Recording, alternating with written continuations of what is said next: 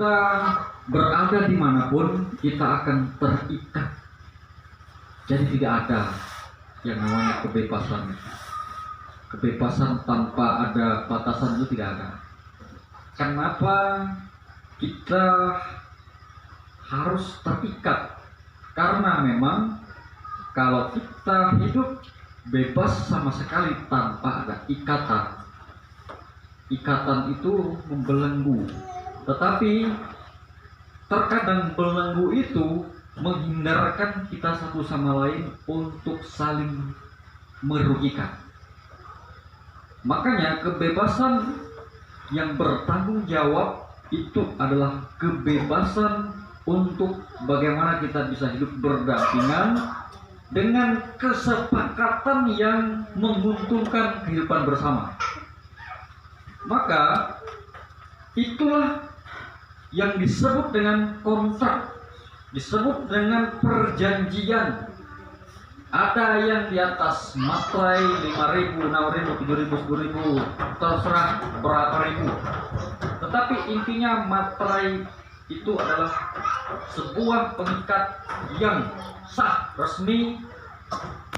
Nah, di dalam bacaan pertama pada hari ini dari kitab Nabi Yeremia dikatakan bahwa sabda Tuhan, aku akan mengikat perjanjian baru dan tak akan lagi mengingat dosa mereka. Jadi Tuhan sudah berjanji bahwa Dia akan mengikat perjanjian baru, kontrak baru dengan manusia ini, dan perjanjian ini kekal. Ini perjanjian yang termeteraikan. Artinya Tuhan sudah berjanji dan janji ini tidak bisa ditarik lagi.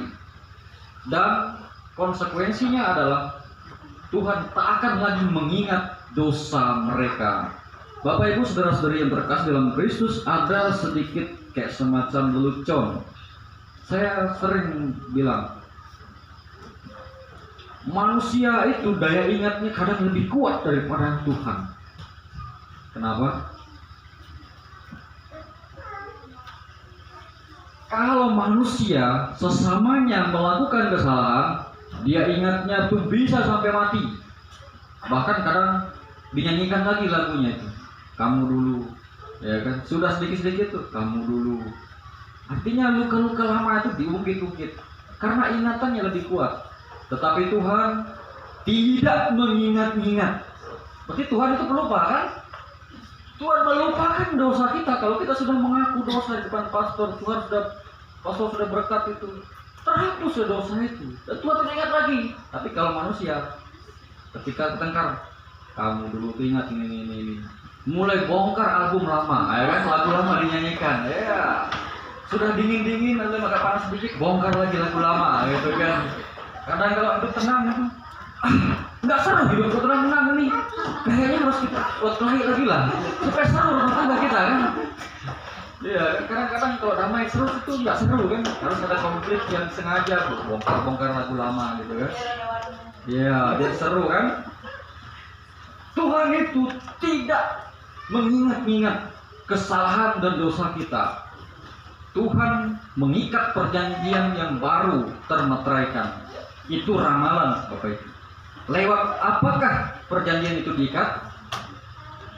Kita lihat dalam bacaan kedua, Kristus telah belajar menjadi taat dan menjadi pokok keselamatan yang abadi. Di sini bahasanya, ya kalau kita baca sekilas jangan dilihat secara harfiah bahwa Kristus ini masih belajar, gitu kan? Kristus telah belajar menjadi taat dan menjadi pokok keselamatan yang abadi. Kristus di sini konteksnya adalah, maksud dari surat kepada orang Ibrani ini adalah memberikan teladan kepada kita manusia bahwa beginilah jadi manusia itu seperti ini loh. Karena Tuhan sudah berikan banyak pelajaran melalui para nabi. Tidak ada yang berhasil, bahkan nabi ada yang dibunuh, dihajar, ditolak dan sebagainya. Begitu juga orang-orang yang melayani Tuhan, kadang-kadang kata-katanya, nasihatnya, ajakannya tidak diikuti, itu biasa. Jadi jangan merasa jangan merasa itu hal baru. Tidak, ini sudah sejak lama begitu memang. Manusia itu memang keras kepala memang ya. Kalau mau uji kekerasan kepalanya, silakan ambil batu. Coba gitu katanya. Iya, coba kalau memang keras itu, berarti itulah dia. Kita uji mana orang yang paling keras kepala di sini kan? Ambil balok ke mana? Siapa yang mampu keras kepala? Ambil balok coba tuh. Itu kepala yang keras. Ya. Jadi Kristus itu menjadi contoh. Yesus itu beri contoh kepada kita bahwa dia hadir sebagai manusia. Dia ini Allah, putra Allah, hadir sebagai manusia. Dia duduk dengarkan mama bapaknya di rumah ngajari dia kitab suci. Dia duduk di dalam bait Allah mendengarkan para ahli Taurat itu menjelaskan ini.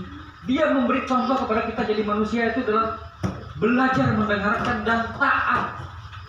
Yesus memberi contoh taat pada apa yang tertulis dalam kitab suci. Jadi inilah disebut dengan role model. Yesus memberi contoh meskipun dia Allah, tetapi dia memberi contoh kita kepada manusia bahwa jadi manusia itu harus belajar dan taat. Apalagi di perusahaan tidak taat, apa konsekuensinya? Sudah tahu kan? Jadi kalau atasan mengatakan kerja yang baik, taat. Kalau kepada atasan di dunia saja taat, masa kepada Tuhan tidak taat? Kan tidak terlihat, pastor. Yang terlihatnya pimpinan yang di sini kan, pimpinan di sana. Udah lihat? Ya. Bapak Ibu saudara-saudariku yang terkasih dalam Kristus, karena Kristus ini telah memberikan teladan taat kepada Bapa, dan dari Yesus inilah pokok keselamatan itu lahir. Pokok itu tahu nggak pokok? Pokok itu apa? Pokoknya kalau ada orang yang ngomong sama kita, pokoknya saya benar. Pokoknya tidak mau tahu saya. Pokoknya. Kalau begitu saya nyerah, saya mundur ya. Kalau ada yang begitu ya. Kalau kata-kata pokoknya itu, sudah, tidak ada diskusi gitu, tutup poin sudah itu, tutup buku, bayar gaji. Ya. Pokok itu kan seperti kita lihat ada pohon pisang itu kan, ada tunas-tunas itu disebut pokok kan, yang muncul itu pokoknya itu. Jadi keselamatan kita itu muncul tunasnya itu, kemunculan keselamatan itu dari pokoknya Yesus ini. Jadi perjanjian baru dan kekal yang tak terputuskan itu adalah karena Yesus taat kepada kehendak Allah. Dan Yesus itu adalah juru selamat kita, teladan kita. Lalu dalam baca Injil pada hari ini, bagaimana teladan itu terjadi?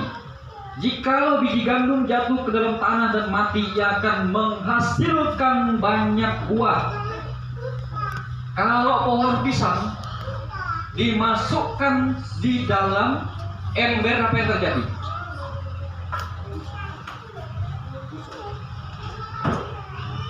Busuk atau berbuah? Kalau sawit dimasukkan di dalam gentong, apa yang terjadi?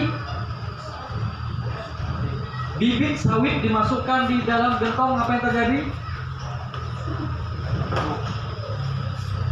Tidak akan tak terjadi apa-apa, lama-lama membusuk.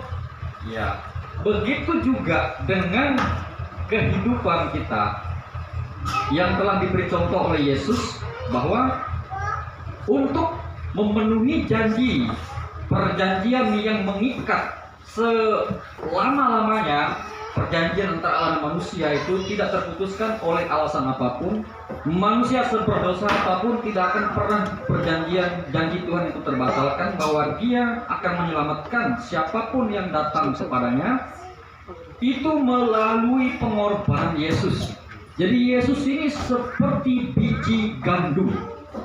Biji gandum itu ketika masuk ke dalam tanah akan mati dulu, busuk dulu, kulitnya membusuk. Setelah kulitnya membusuk, tumbuhlah dari dalam keluar, ya kan, toge atau apa, kecambah. Setelah kecambah, tumbuh besar menjadi pohon.